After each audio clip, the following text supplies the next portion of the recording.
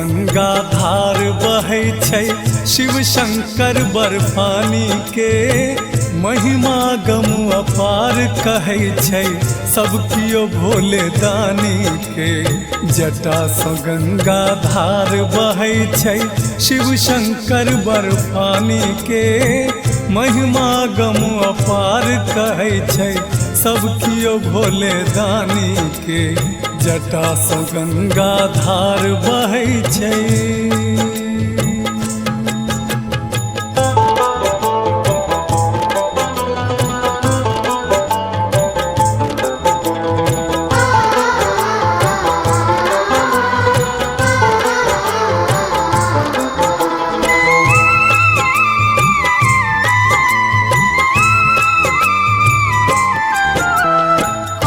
शरण में भोलेनाथ के दुनिया हिनक पुजारी छै।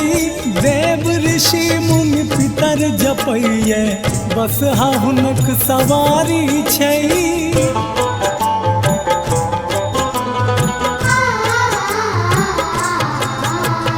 आओ शरण में भोलेनाथ के दुनिया हिनक पुजारी छै। देव ऋषि मुनि पितर जपैये बस हुनक सवारी छै। महाकाल नटराज भयंकर जग पूजै शमशानी के महिमा गम अपार कहै छै सब कियो भोले दानी के। जटा सँ गंगा धार बहै छै।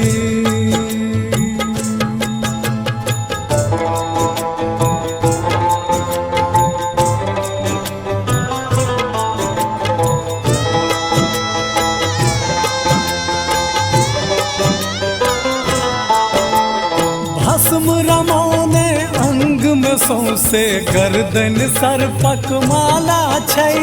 उमापति गंगाधर शंकर भंगिया डमरू वाला छै।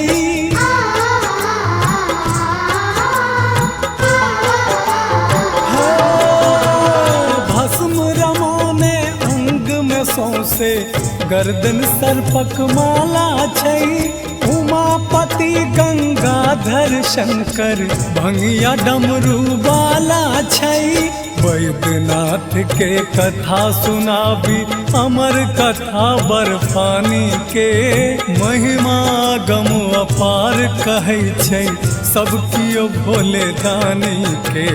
जटा सँ गंगा धार बहै छै शिव शंकर बर्फानी के महिमा गम अपार कहै छै सब कियो भोले दानी के।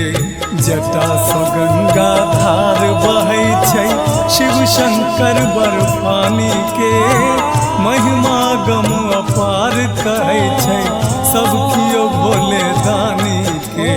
जटा सँ गंगा धार बहै छै।